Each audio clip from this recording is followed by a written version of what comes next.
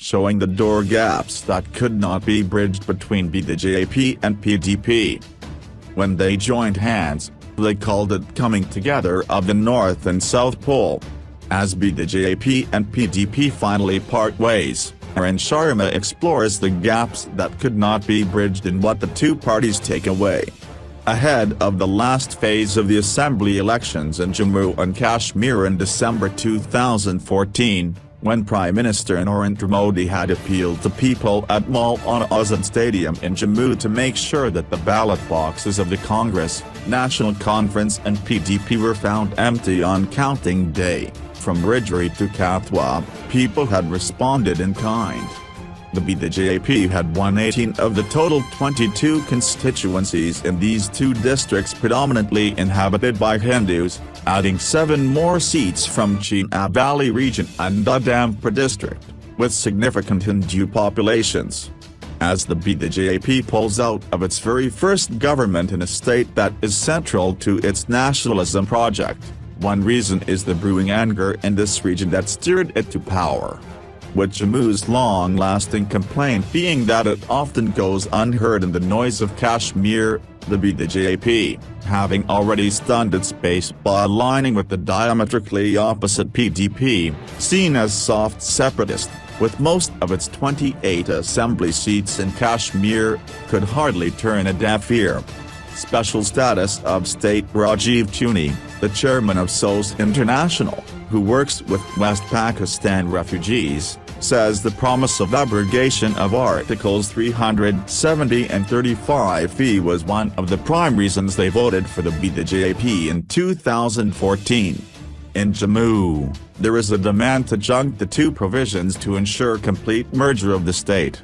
However, after coming to power, the BJP maintained silence over the issue. It was also seen as weak when Article 35A came up before the Supreme Court.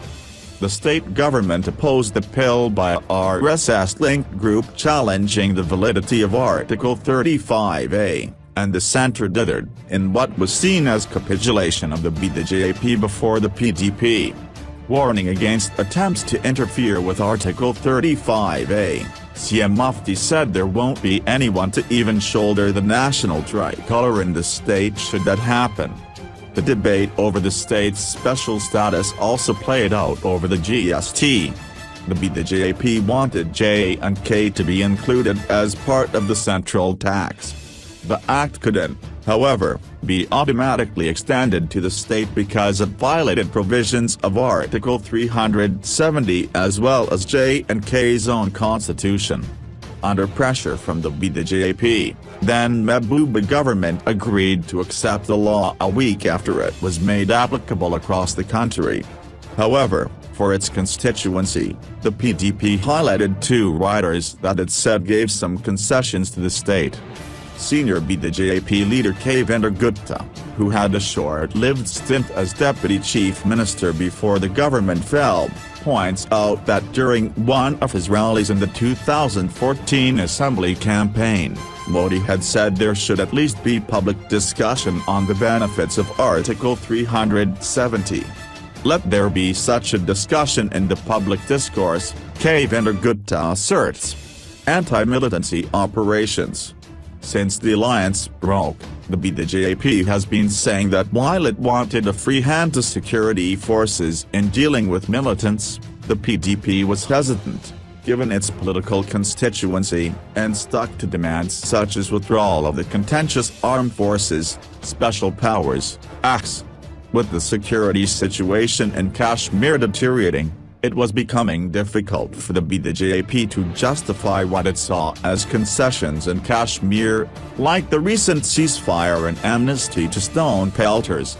The registration of infer against an army personnel engaged in counter-terror operations in January 2018 was another flashpoint, with the BJP protesting in the assembly on the matter. Soon after the government fell, there were voices from security quarters that a crackdown would follow, with the BJP blaming the PDP, that held the home portfolio, of not allowing things needed to tackle the situation earlier. BJP National General Secretary Ram Madhav also accused the state government of failing to control terrorism and radicalization, calling the army a very responsible organization. Kavinder Gupta says, if terror in Kashmir has to be tackled, the army has to have a role. He said talks with Pakistan and the separatists could wait. Let Pakistan first ask for talks and then India can think of it. The PDP, which knows the thin ice it is treading from now on to polls, has been careful in its response to these charges. Leaders have been pointing out the measures taken by the center towards peace, and saying these were on the PDP's suggestions. This was evident in the first remarks by Mehbooba after the government's fall. If the BJP had hours earlier listed the failures of the government led by her, she chose to highlight the achievements, including protecting Article 370, amnesty to stone pelters, getting PM Modi to visit Lahore, getting Union Home Minister Rajnath Singh to appeal for dialogue, and suspension of operations during Ramzan. Speaking to the Sunday Express, PDP spokesperson Wahida Rahman Para reiterates this, adding that it is the other side, in a reference to separatists, militants and Pakistan, that is to blame for what has come to pass. The center took all those initiatives we requested them so as to have peace in the valley. They did not ditch us, but responded by appointing an interlocutor, and Prime Minister Modi went to Pakistan. However, the entire process got destabilized as the other side did not respond when the interlocutor came. Unilateral ceasefire came, but they did not respond. In a way, every effort got sabotaged. Para also acknowledged that for the BJP, these were difficult choices. All these points were in the agenda of alliance, and we tried to implement them. It was very difficult to get the BJP on board on amnesty and Article 35A, but they did. Where the center, or the BJP, got it wrong, Para adds, isn't expecting quick fixes. The real challenge was to survive these initiatives, the PDP leader says. Not backtrack because of some attack. You do not wind up a process, just because others do not want it to work. Refugees from West Pakistan. One of the poll promises made by the BJP was providing right to livelihood to refugees, largely Hindus, who had migrated during partition from what would become Pakistan-occupied Kashmir. Recently, the central government announced that 31,619 such families would get Rs 5.5 lakh each. Chuni says this is peanuts, adding that as per the form filled up by displaced families at the time of their migration from Pak, listing the movable and immovable properties left behind by them, many had mentioned value of their property at Rs 25,000 and above during 1947. SOS International has been seeking one-time relief of Rs 50 lakh to each family, while the previous Omar Abdullah government had recommended to the center that the families get Rs 25 lakh each.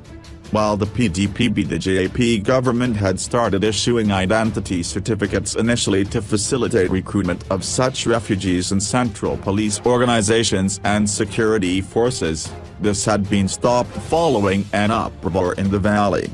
Separatists and others denounced the move as a conspiracy to change the demography of the state.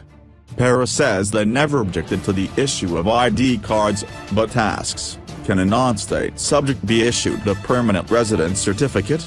This is what they, the BJP, wanted. Raina says the BJP will now press for grant of all fundamental rights and privileges to West Pakistan refugees, adding they are Indian nationals.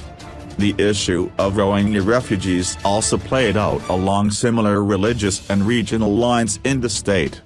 Protesters in Jammu called the settlement of the Muslim refugees as an attempt to, in turn, change Hindu-majority Jammu's demography. The BJP has been asking the Union Home Ministry to tell the state government to identify Rohingya refugees and prevent any fresh influx.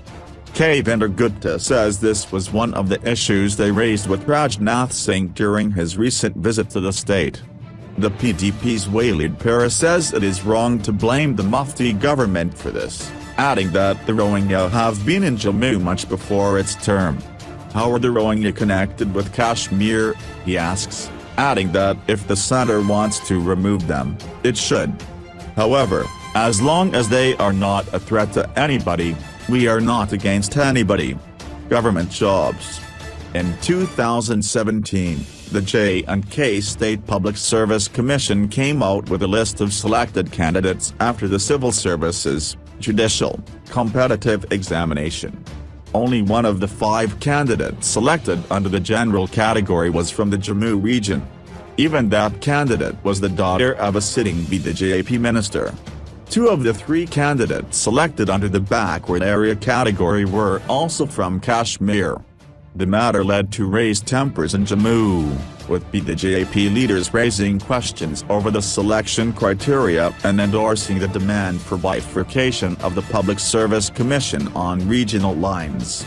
Again, in 2017, of the 642 constable operators selected in general category in the state, only 103 happened to be from the Jammu region.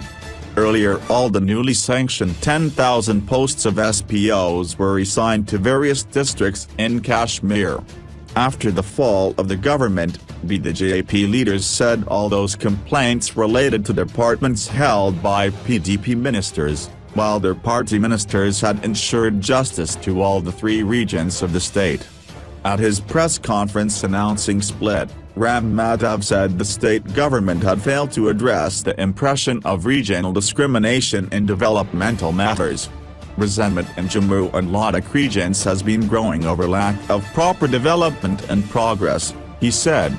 Spokesperson Anil Gupta says, under the PM's Mudra scheme, they gave loans to everybody in Kashmir, but were very strict in Jammu.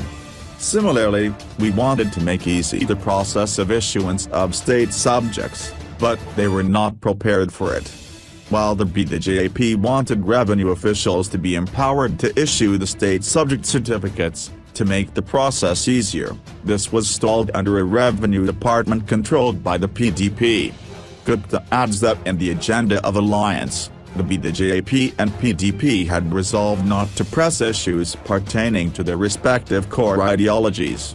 But she, Mufti, wanted to pursue the political part of the agenda of alliance and not the development part. According to him, the pace of work on all the 108 projects launched by the centre in the state had been very, very slow as bureaucrats were directed to go slow. Of them, the 1,000 megawatt Pikladal Hydel project was approved in October 2014 and scheduled to be commissioned in 2020. But it is now expected to be ready only by October 2023. Kathua rape and murder. What was initially seen as a horrific rape and murder of an 8-year-old Bhikwa girl did more to drive a wedge along communal lines in the state and the 2 ruling partners than any other issue. BJP ministers and leaders came in support of the accused, demanding CBI inquiry. The Mehbooba government dismissed the demand and instead let J&K police probe the case. The BJP had to drop 2 of its cabinet ministers, who had joined rallies in support of the accused.